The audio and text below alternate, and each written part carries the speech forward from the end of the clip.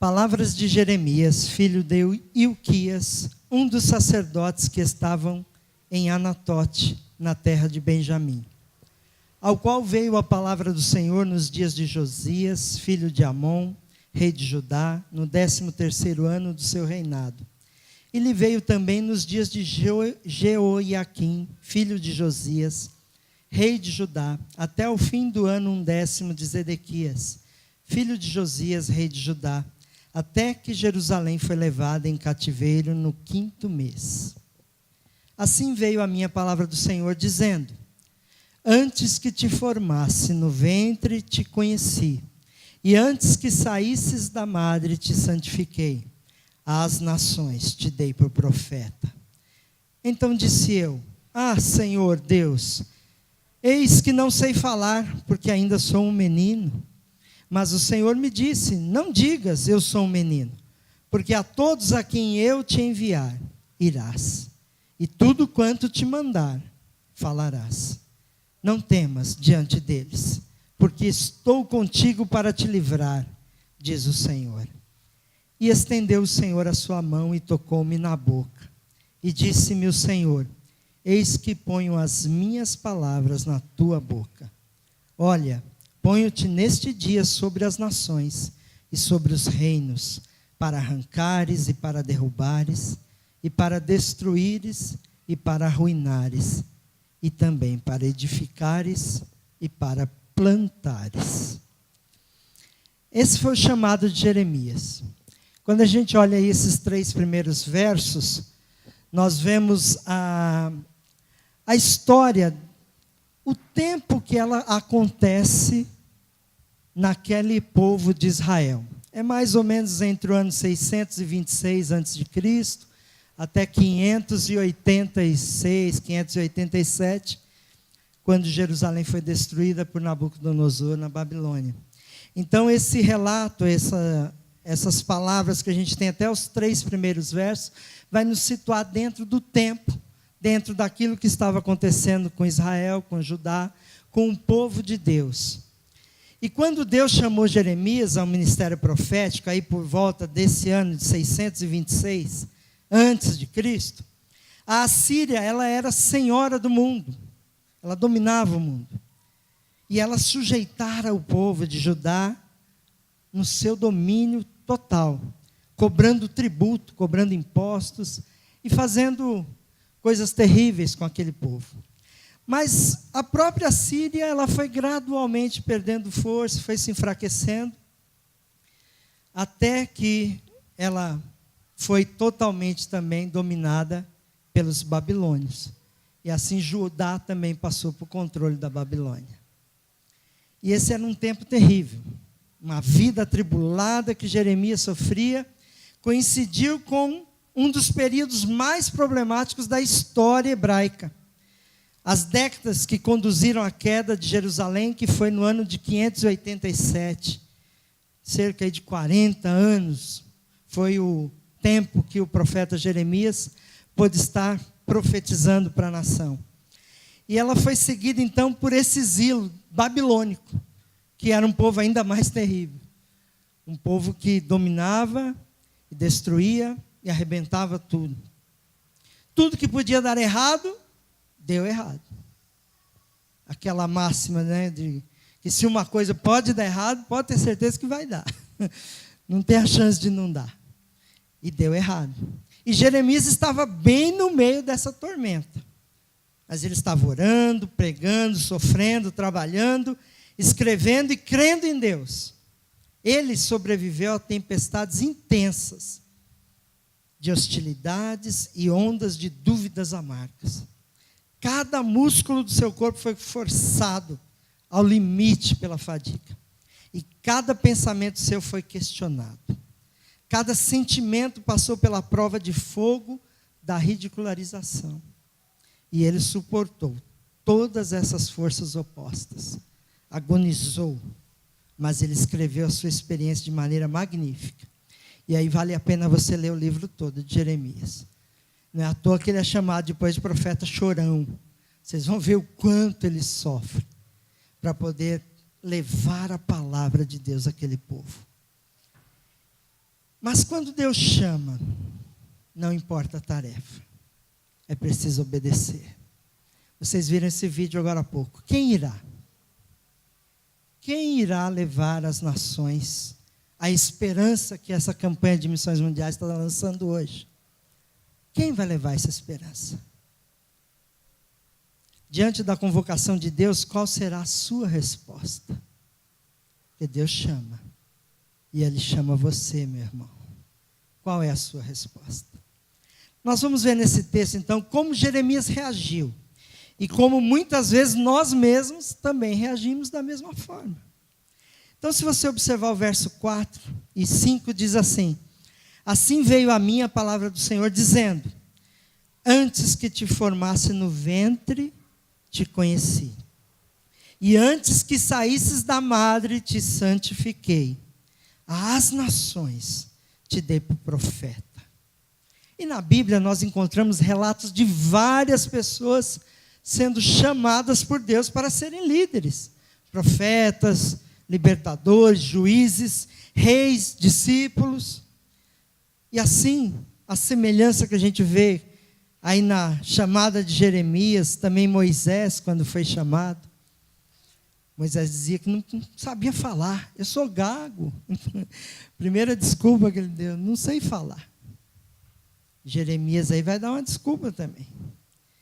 Mas nós vemos que muitas vezes nós estamos dando desculpas, achando que somos incapazes, achando que eu não sou a pessoa que deveria ir. Acho que outro tem que ir no meu lugar. Esse negócio de missões é coisa para pastor, para missionário, para irmã aqui que faz a campanha de missões, né? Mas eu gostei muito quando a irmã falou que envolveu toda a igreja nos grupos de trabalho. Então a igreja toda está envolvida, né, irmã?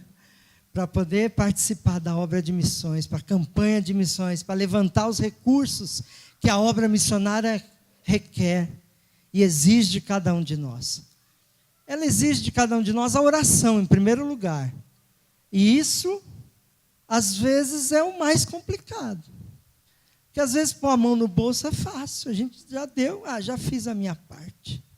Né? Que nem o irmão falou, por um lado aqui era R$10. Quem pôs R$10 aqui, pronto, tá bom. Quem quiser dar mais, melhor, mas R$10 já está bom. E a maioria vai dar R$10. É isso que acontece. Quando você limita o valor, é aquele valor que vai ser limitado. Mas quando a gente se dispõe na obra do Senhor, a gente vê que o Senhor dá muito mais daquilo que nós temos ou recebemos dele. Porque ele não fica devendo nada para ninguém. E ele sempre te dá em dobro, no mínimo. Muitas vezes é em triplo, em quádruplo. Então depende da sua fé, da sua oferta, daquilo que você faz para o Senhor. Ele vai te retribuir. Não se preocupe com isso. Não dê desculpas. Não ache que você não consegue. Mas a crise está grande. A crise está difícil. Perdi o emprego. E a crise não está fácil. Você acha que Jeremias vivia um momento fácil na vida dele?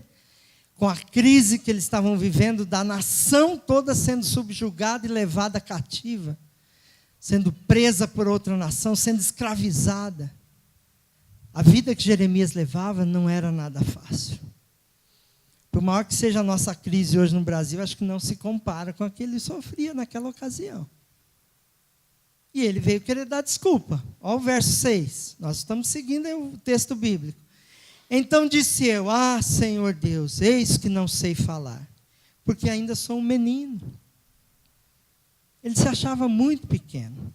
Ele tinha aí em torno, para vocês terem uma ideia, em torno de 20 a 23 anos, nessa ocasião, que ele foi chamado. E ele alegou esse motivo para se declarar incapaz da tarefa. E há versões da Bíblia que diz que a resposta é assim: não passo de uma criança.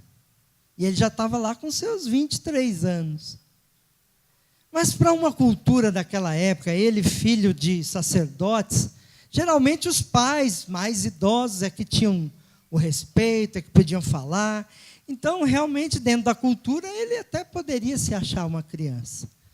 Ele poderia não se achar capaz de fazer e atender tamanha chamada e tamanha responsabilidade que Deus estava colocando sobre ele.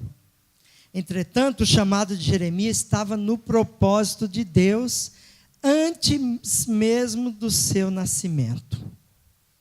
Você acha que Deus conhecia você no ventre da sua mãe? O que você acha? Sim ou não? Eu acho que Deus já sabia que você ia nascer no ventre de sua mãe. Já te conhecia ali. Assim acontecia com Jeremias. E Deus, quando fala para ele, fala: olha, Jeremias, para, eu te conheço antes de você nascer. Para de dar essa desculpa aí, eu sei como você é. Eu, que aliás, fui eu que te formei, né? Seus pais só deram aquela contribuição natural, mas quem fez você fui eu. Eu já te conhecia. E será que Deus não nos conhecia antes de nascermos? Sim ou não? Sim, com certeza. Deus já te conhecia. Agora começa a se colocar no lugar de Jeremias. Começa a se pôr no lugar daquele vídeo ali. Quem irá? Será que não sou eu? Que desculpa eu vou dar? Eu sou apenas uma criança. Ou será, não, eu já estou velho demais. Já estou cansado. Ih, já passou minha fase, isso aí é para os novos. Não é para mim, não. E aí a gente começa a dar desculpas. Moisés deu desculpa. Não sabia falar. Né? Aí vem o Noé, lembra do Noé quando mandou construir a arca? Ah, mas o que é isso? O que é fazer arca? Eu não sei fazer isso, não sou carpinteiro. Espera aí, eu vou te capacitar. Aí você vai vendo exemplos na Bíblia de vários chamados que foram feitos, que as pessoas não se achavam capazes. E depois quem substitui, né, Moisés, Josué, fala: e agora? Ixi, sobrou para mim agora. Esse povo entrar na terra prometida, 2 milhões de pessoas, como é que eu vou cuidar de tanta gente? Mas ele seguiu a palavra. Eu e minha casa serviremos ao Senhor. E qual foi a palavra para ele? Não temas. E aqui também tem isso. Não temas. Segue adiante. Não fica olhando para os problemas. Olhe para Deus, que é muito maior do que os problemas. Porque enquanto a gente está olhando para a crise, que é grande, que é difícil, a gente esquece de olhar para Deus, que é muito maior do que qualquer crise, muito maior do que qualquer problema que a gente possa enfrentar. E ele foi chamado. E ele deu a desculpa. Mas a reação dele foi a reação que provavelmente a maioria das pessoas vai manifestar. Nós vamos nos espantar, nós vamos ficar admirados. E a sensação de incapacidade para atender o chamado. É natural do ser humano. Eles não estavam errados, nem nós, quando somos chamados. Ficamos com medo, ficamos preocupados, ficamos assustados. Mas, quando você é chamado por Deus, alguma vez, por exemplo, você já recebeu um forte impulso para realizar uma obra específica para Deus? Qual foi a sua reação? Se você atendeu positivamente, apesar da relutância, muito bem. Muitas vezes Deus nos chama para fazer a obra dele e a gente fica pondo empecilhos. Ah, mas meu marido não é crente, minha esposa não vai na igreja, e começa a dar desculpas. E Deus, ele te chamou e ele te conhece desde o ventre da sua mãe. Ele já estava com você. Ele que te formou. E de repente ele tem uma obra específica na sua mão. E você às vezes reluta. Agora, se você fugiu do chamado, quem sabe Deus esteja ainda esperando sua resposta. No caso de Jeremias, a incumbência que ele recebeu foi grande a ponto de ser assustadora. Ele deveria determinar o destino de nações e reinos inteiros, anunciando-lhes o juízo de Deus, mas também a sua restauração. Imagine, ele era jovem, 23 anos. Não era uma criança, um menino, mas a capacidade dele talvez não estivesse toda desenvolvida. E como que ele ia falar para o rei, para a nação? Vocês estão errados, vocês precisam mudar o rumo, senão a nação inimiga vai vir e vai levar a gente. Vocês vão ser presos, essa nação nossa vai ser destruída. Muda a direção da sua vida. Como é que ele ia falar isso para um rei? Muitas vezes a direção da nossa vida está indo por caminhos errados. E Deus está te alertando, está te chamando. Está te chamando para alertar um outro irmão que também possa estar indo por caminho errado. E a gente às vezes deixa de fazer a obra do Senhor. A gente fica com medo. Não, imagina, não vou falar isso não. Isso é coisa para o pastor. Deixa o pastor cuidar disso. Isso não é comigo não. E muitas vezes a gente foge daquilo que Deus está te dando para você fazer. A tarefa de Jeremias não era fácil. Mas olha o verso 7. O Senhor me disse, não digas, eu sou um menino, porque a todos a quem eu te enviar, irás, e tudo quanto te mandar, falarás. Não temas diante deles, porque estou contigo para te livrar, diz o Senhor. Que promessa maravilhosa é essa? Se você está sendo chamado por Deus para ir ao mundo, para ir ao seu vizinho, de repente, do seu lado, da sua casa, você nunca falou de Jesus para ele. E você está relutando. Às vezes não é ir longe que se faz missões. Porque o trabalho e a obra e a chamada missionária fala desde onde? Tanto em Jerusalém, Judéia, Samaria e confins da terra. Então você pode começar pela sua Jerusalém. Comece aqui nas suas redondezas. Mas não necessariamente só aqui, nem é isso que a Bíblia fala. Porque ela deve ser feita e cumprida tanto aqui, como ali, como acolá. Ela deve ser cumprida aqui no bairro da Vila Souza, a nossa Jerusalém aqui dessa igreja. Ela deve ser cumprida na nossa cidade, no nosso estado, né, que é a nossa Samaria. Ela deve ser cumprida no nosso Brasil, que é a nossa Samaria, né, Judá, né, e como é que é? Todo mundo, Jerusalém, Judéia, Samaria e confins da terra. Aí você atinge o mundo. Mas você deve fazer a obra missionária assim. Tanto aqui, como lá, como mais longe. Hoje começa a campanha de missões mundiais. Vocês já ouviram. Quantos refugiados estão saindo do norte da África, fugindo ali daquele mundo muçulmano, fugindo das guerras na Síria. Olha, já tinha a Síria naquela época. E ela continua em guerra até hoje, Egito, toda aquela região de conflito do Oriente Médio, continua tendo conflitos. E eles estão fugindo de lá, indo para a Europa, vindo para o Brasil está vindo muito refugiado.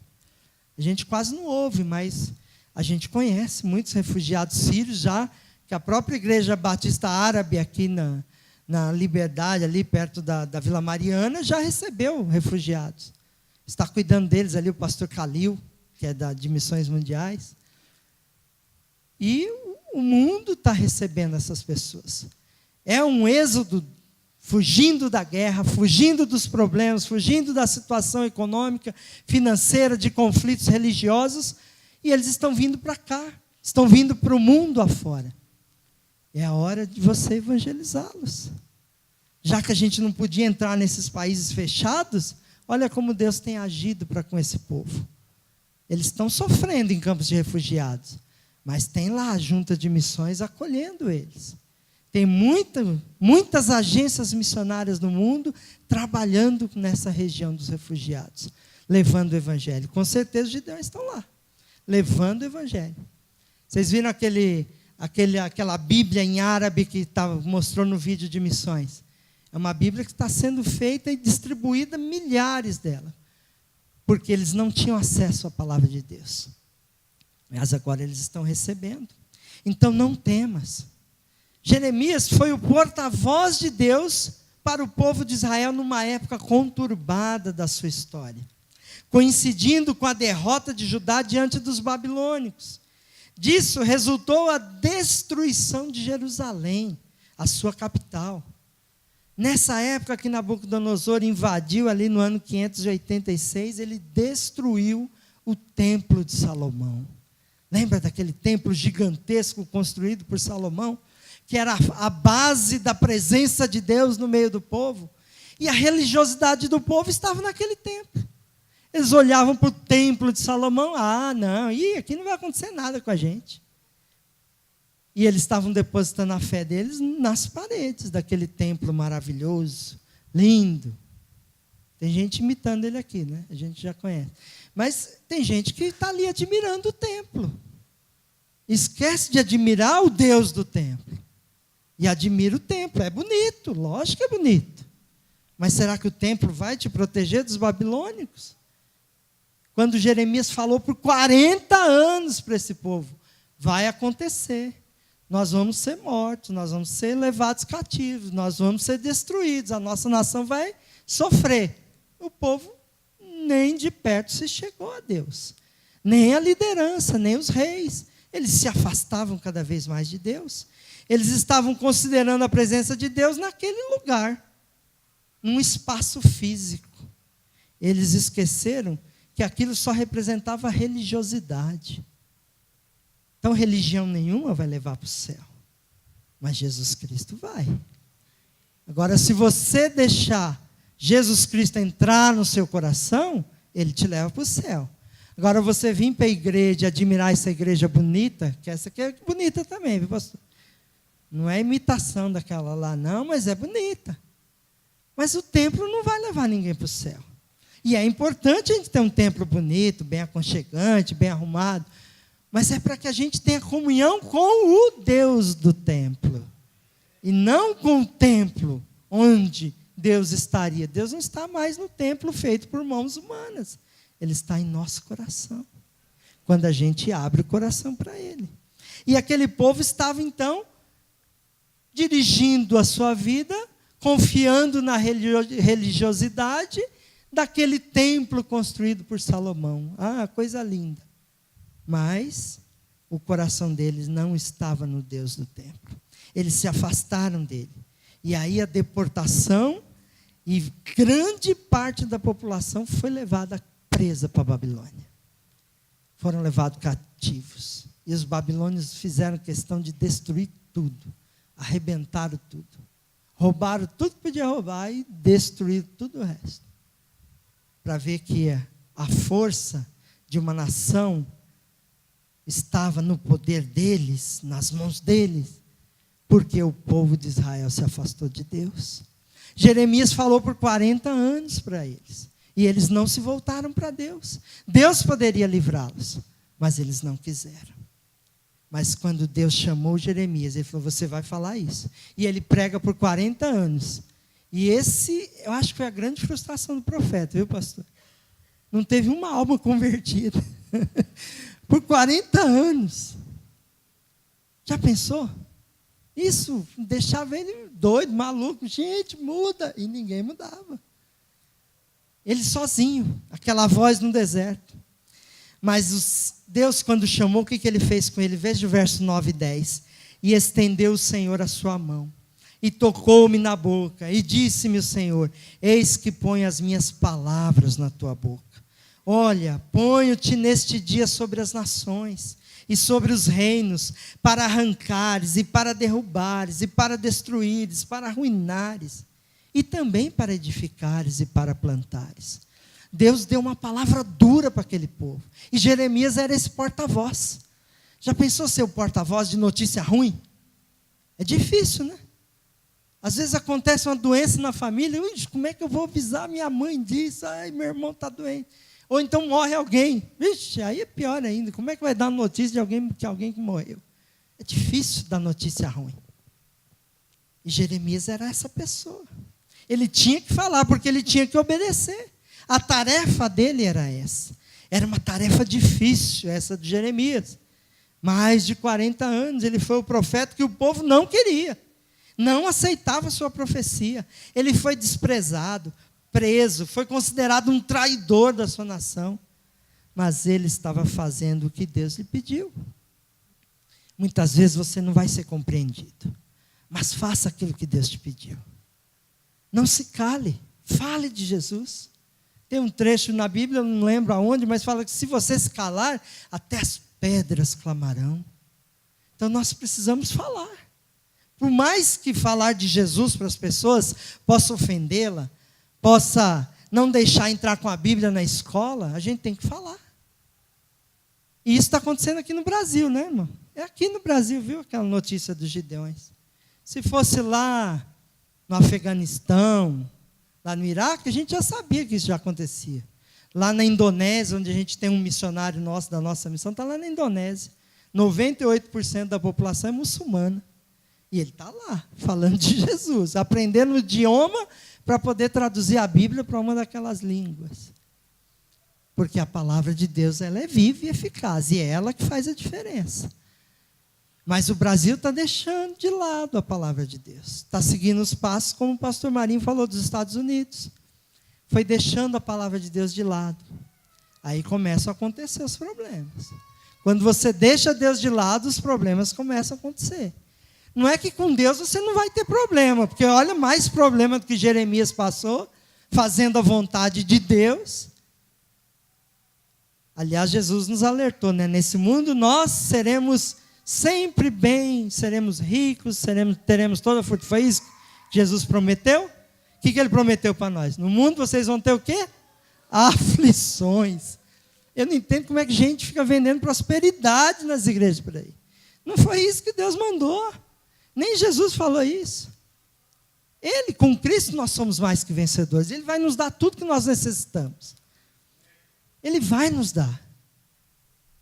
Mas não é isso que nós temos que vender. A palavra de Deus, ela é viva. É essa palavra que nós temos que pregar. E não mercadejar o evangelho como tem sido feito por aí hoje em dia. E com isso, a nação brasileira, o IBGE diz que somos 40% de evangelho. Mas se você peneirar isso tudo, não deve sair 10%, não. Porque na hora de uma perseguição, nós vamos ver quem é evangélico. Na hora que entrar um terrorista armado aqui dentro, com uma bomba, quem é crente aqui? Me abraça aqui que eu vou explodir. Será que vai sobrar algum perto dele? Ou nós vamos sair tudo correndo? Não é fácil. Só que isso é o que os nossos irmãos lá na Coreia do Norte enfrentam. Hoje, o pessoal da Eritreia enfrenta. É preso dentro de containers desses de aço e fica preso lá. Ouvi um testemunho da irmã Ellen agora, o ano passado, lá da Missão Portas Abertas. Ficou presa mais de 2 anos dentro de um container. Sol escaldante durante o dia, frio, gelo durante a noite. E eles lá dentro. Mais de 50 pessoas e mais dentro de um container. Só Deus para livrá-la. Não sei até que ponto nós precisaríamos de uma perseguição. Talvez nós mesmos já estejamos encaminhando para isso, deixando a Bíblia de lado. Não deixando a Bíblia entrar nas escolas, não deixando a Bíblia entrar na polícia. Né? E isso a gente precisa distribuir. Depois eu preciso conversar com o irmão sobre PMs de Cristo. Eles precisam muito de Bíblia lá. E nós temos um trabalho com eles. Para que a Bíblia seja expandida, para que cada policial receba um exemplar da Bíblia. Para que ele possa buscar em Deus a sua proteção, não só na sua arma. Porque muitas vezes ele tem que se proteger com a sua arma. Mas em Deus a gente tem toda a proteção.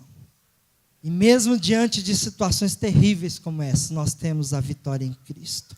Jeremias era assim. Ele sabia que a tarefa era difícil. Ele foi jogado nas masmorras. Ele foi surrado. Ele sofreu muito, cumprindo a palavra de Deus. Agora, voltando para os nossos dias. Será que Deus não poderia estar chamando você aí, para ser um porta-voz dele na conjuntura política do Brasil, neste período de tanta corrupção? Ou está bom assim como está? Está beleza, né? A gente continua assistindo, todos os dias a Operação Lava Jato, na 24ª fase agora, até esse presidente está sendo envolvido, a presidente e tal, e está tudo bom, né? Está horrível. Mas será que Deus não tem um chamado para você fazer a diferença nesse país? Na visão política desse país, para mudar essa situação de corrupção? Ou a gente mesmo às vezes está participando disso? Porque corrupção, o guarda te para no farol e fala: ô, seu guarda, eu não vi, R$10 aí, 50 reais aí, não me multa não. E aí, você está corrompendo. A gente às vezes não percebe, mas corrompe os nossos filhos. Quando a gente está em casa e o telefone toca, se for aquela pessoa, fala que eu não estou. Acabou de corromper seu filho, a torná-lo um mentiroso. E a gente faz muitos atos de corrupção que a gente nem percebe, porque já está tão normal. Esses dias eu ouvi, mas se o presidente rouba, por que eu não posso roubar? Agora, se você é cristão, você tem que ser o contrário, você tem que fazer a diferença. Talvez é nessa hora que Deus está te chamando, para fazer a diferença na sua vida, na sua família, no seu bairro, no seu trabalho, na sua escola, no ônibus, quando você senta no banco que é para mulher grávida e para idoso e finge que está dormindo, né? Ai, estou muito cansado hoje, deixa de sentar, só tem esse banquinho azul claro aqui, deixa eu sentar nele. Aí você senta e finge que está dormindo, né? É conveniente. Mas tem hora que chega alguém e fala, ô, levanta aí, não é seu lugar isso aí não. E aí passa vergonha, né? Então é bom o quê? A gente sempre fazer as coisas corretamente. Por que não? Ou porque ser honesto hoje em dia é uma vergonha, né? Tem um poeta que falava isso, né? Que vai chegar o tempo que ser honesto, você vai ser envergonhado por ser honesto. Então, é melhor ser desonesto. E com isso a crise só aumenta. A crise, ela poderia muito bem ser diminuída se cada um de nós fizesse a sua parte. Pagasse o seu imposto, né? Cuidasse bem das coisas, da sua rua, varresse a rua de vez em quando, não jogasse o lixo pela janela do carro quando você está andando. A coisa que mais dá vontade de ver, quando a pessoa, ainda mais aqueles que gostam de beber, né, está dirigindo, bebe, joga a latinha de cerveja pela fora. Quem já não viu uma cena dessa? Não dá vontade de ir com o carro atrás, pegar a cerveja, você deixou cair, joga de volta lá dentro do carro dele. Mas é terrível, as pessoas não olham e acham que isso é normal. Então, quando você é chamado por Deus, você é chamado para cumprir a tarefa. Qual tarefa é a sua? Para que você foi chamado? Você pode ter sido chamado talvez para uma outra tarefa. Quem sabe ser um missionário, né? Aí a gente fala, puxa vida, eu vou ser missionário, eu quero ir para a África. Mas você está sendo chamado para ser missionário aqui mesmo, no seu bairro, na sua escola. Por que não ser um missionário lá no seu trabalho? Mostrando a diferença de que você é cristão e que Jesus Cristo fez toda a diferença na sua vida, que Ele te deu o maior presente que você poderia ganhar, que é a vida eterna. E ela está só com você, sendo que ela deve ser divulgada para todas as nações. Esse é o chamado, essa é a grande comissão. Ide por todo mundo, pregar o evangelho a toda criatura, ensinando, batizando em nome do Pai, do Filho e do Espírito Santo. E eis que eu estou convosco todos os dias. Quer que Jesus esteja com você todos os dias? Pregue a palavra. Fale de Jesus. Como é que você pode dizer que Jesus vai estar com você se você não cumpre o ide dele? Ide por todo mundo, pregai o evangelho. Essa é aquela frase que impõe, né? Aquilo que o imperativo manda. Pregai o evangelho. É aí que nós temos que fazer. Então você pode estar sendo chamado para ser um missionário. De repente você vai cumprir aquilo que a missão, a Junta de Missões Mundiais, deu de tema para a nossa campanha desse ano. Qual é? Qual o tema? Ih, ninguém decorou ainda, vamos lá. Está muito pouco essa esperança. Vamos levar mais esperança. Vai. Leve esperança. Olha que coisa mais linda. Leve esperança. Qual esperança? A esperança que está em Cristo Jesus. Não há o que temer. Assim como Deus esteve com Jeremias no seu chamado, Ele falou, eu toquei você, não temas diante deles. O verso 8 diz isso, não temas. Não pense que essa tarefa de ser missionário é só para os pastores, para aqueles missionários que apareceram ali no vídeo, que já estão lá na África, que já estão nos campos de refugiados, já estão trabalhando pelo mundo afora. Não, mas essa é uma tarefa para cada cristão. Cada cristão. Porque todos os cristãos são missionários. Amém? Você é cristão? Você é um missionário. Amém? E aí, onde nós estivermos, nós temos que levar essa esperança. E temos que atender esse chamado, porque Deus chama. Ele chamou Jeremias, chamou vários aqui na Bíblia que a gente conhece. Chamou o apóstolo Paulo, né? Lembra? Do grande apóstolo Paulo, que levou o evangelho de Cristo em menos de 30 anos.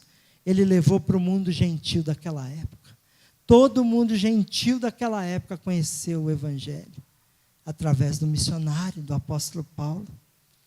Então não faça como Jonas, por exemplo, né? Lembra o que aconteceu com Jonas? Deus falou: Jonas, vai lá para Nínive, prega lá para eles. Ah, Senhor, aqueles caras são terríveis, eu não quero ir lá não. Eu estive em 2012 em Londres, durante as Olimpíadas, e fomos visitar o Museu de Londres. Lá nós encontramos no museu painéis arqueológicos desse tempo de Jonas, de Nínive. Os ninivitas eram tão terríveis que tinham painéis lá arqueológicos, eles carregando leões, eles caçavam leões por diversão. Quem é que caça o rei da selva só para se divertir, né? E eles faziam isso, era um povo terrível. Então, é lógico que Jonas não queria pregar para eles. Ah, Senhor, manda fogo lá, mata tudo. Quero saber desse povo não, mas Deus estava mandando. Jonas, vai para lá. O que ele fez? Nínive era para a direita, ele foi para onde? Para a esquerda. Ele foi para o lugar mais longe que se conhecia na terra naquela ocasião. Ele queria ir para Tarsis.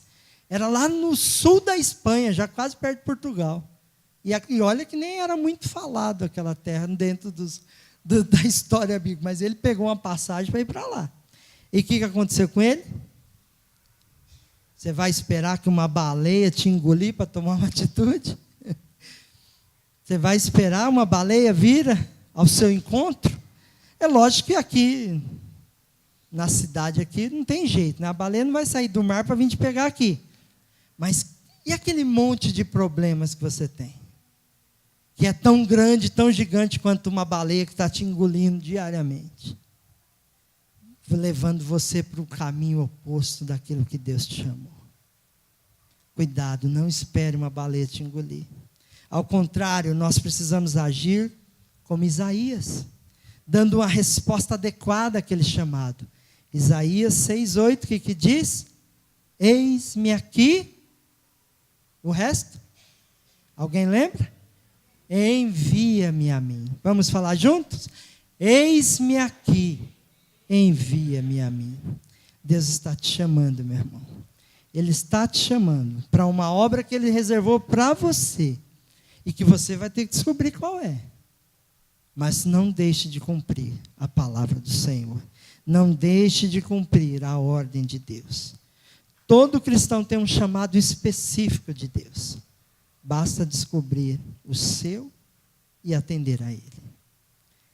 Eu queria terminar. Porque eu não sei aqui se tem, todos que aqui estão são cristãos, se já tem Jesus no seu coração. Então eu gosto sempre de fazer apelo, pastor Marinho, eu não tenho jeito, toda a minha mensagem tem que ter apelo. Porque quando você ouve aquilo que Jesus fez por você, aqui nós vimos um chamado de Jeremias.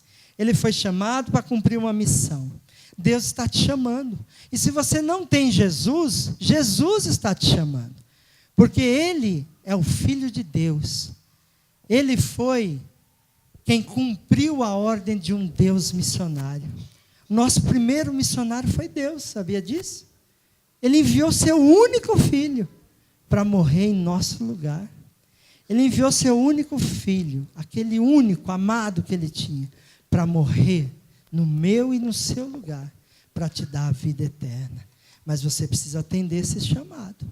Então, se você que não tem Jesus Cristo, eu gostaria de fazer esse apelo. Eu queria que a igreja orasse.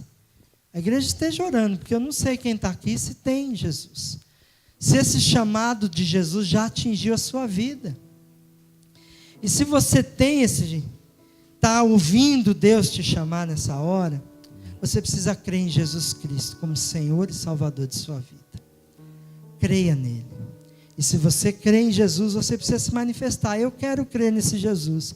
Já que Deus mandou Ele para morrer no meu lugar, para me dar salvação, eu preciso crer nele. Você só precisa levantar a sua mão e falar: eu creio, eu recebo Jesus Cristo. Se tem alguém aqui nesse lugar que quer fazer isso e ainda não fez, essa é uma boa ocasião. Atenda ao chamado de Jesus. A gente não sabe o que vai acontecer. Vamos ficar de pé, queridos? Pastor? A gente não sabe o que vai acontecer daqui a pouco. O futuro não nos pertence, irmãos. O futuro está nas mãos de Deus. O passado já foi. O início do culto até agora já passou. Amém. Não tem como voltar atrás. Nós vivemos o tempo presente. É o agora. E se você crê em Jesus, quer entregar sua vida a Ele, receba Cristo. Fala: Senhor, eu não sei como é isso, de que jeito que eu tenho que fazer isso, mas o pastor está mandando levantar a mão. E se é o Senhor que está me chamando, eu quero fazer isso. Então, se você quer fazer isso, levante a sua mão. Porque Jesus, Ele é o único realmente que pode mudar o seu viver. Essa música é muito linda. É só Ele que pode iluminar o seu ser.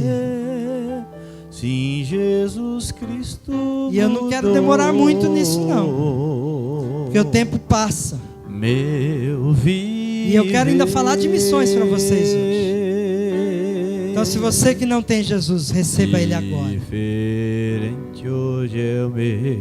Eu quero crer que todos aqui já têm Jesus, pastor. Que bênção. Amém. Ninguém levantou a mão para receber Jesus.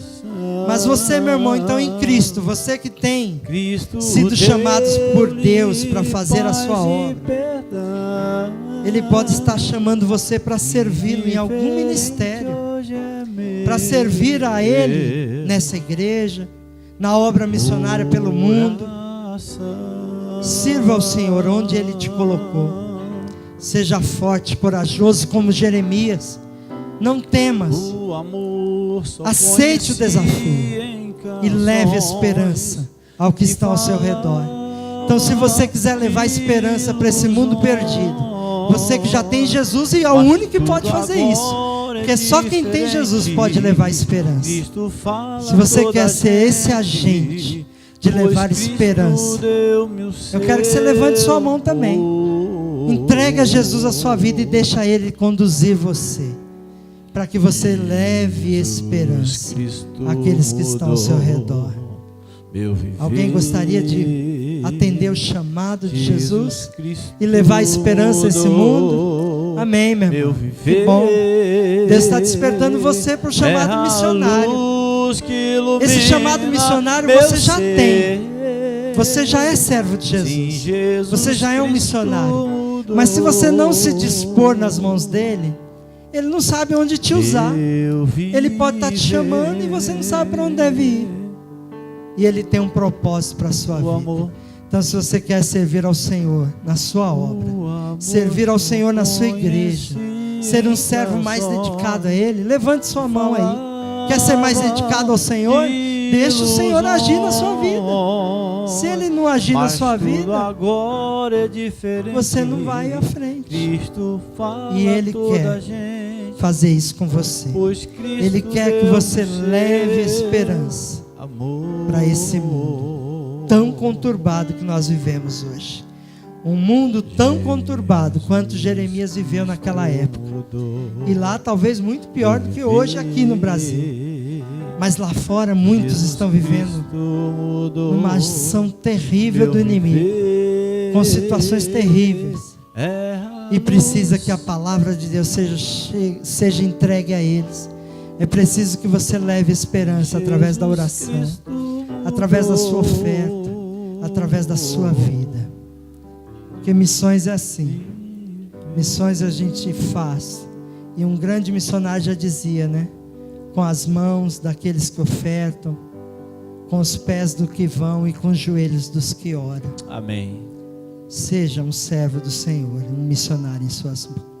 Amém. Eu quero orar, pastor. Vamos orar. Agradecer a Deus por esses irmãos que se dispuseram. Pessoal que levantou a mão, vem aqui na frente, por favor. Sai do seu lugar rapidamente. Vem aqui para o pastor vai orar. Foi um apelo diferente aqui. Viu? Deus tocou no teu coração. Você quer ser útil, mais útil na obra do Senhor? Quem sabe Deus está tocando para você ser um missionário, corajosamente. Você crê? Amém. E pode ser aqui, pode ser. Onde vai ser, é com você e Deus. Amém. Vem Viu? cá. Sai do seu lugar. Junta aqui. Vem aqui na frente, o pastor vai orar. Por favor, sai do seu lugar. Eu senti um chamado diferente nesta noite. Vem aqui na frente. Amém. O Espírito Santo tocou o teu coração. Vem aqui. Dá tempo ainda. Vem aqui na frente. Pode orar, pastor. Deus já está trabalhando. Ele Amém. já faz, Ele já te usa. Mas Ele quer Amém. te usar mais. Verdade. E muitas vezes a gente Amém. coloca empecilho. A gente acha que é uma criança, que a gente não pode, que a gente não é capaz. Amém. Mas Ele tem uma obra específica na sua vida. Meu. Amém. Deixa Ele agir na sua vida. Pode orar, pastor. Vamos orar para esses irmãos. Obrigado, Pai, por essas vidas que se dispuseram a estar aqui à frente nessa hora. Se dispondo, Pai, colocando a sua vida em suas mãos, para que o Senhor mesmo a use como quer. Então dá a eles, Pai, um propósito. Dá a eles, Pai, uma direção. Dá a eles o trabalho específico que o Senhor já designou na vida Amém, deles. Jesus. E que eles possam cada vez mais se dispor a pregar o teu evangelho, Amém, Jesus. a falar do amor de Jesus. Amém, Pai. Mesmo que não saia uma palavra da boca deles, Oh, Pai, Deus. mas que o seu exemplo, o seu testemunho fale mais alto do que 1000 palavras. Então abençoa a vida deles, enche com teu poder e com Amém, teu Jesus. Espírito Santo, para que a tua obra seja, ó Deus, levada adiante aqui neste lugar, Amém, Jesus. aqui nesta igreja, aqui ao redor desse bairro, em nosso estado, no Brasil e no mundo. Então abençoa essas vidas, em nome de Jesus. Amém. Amém.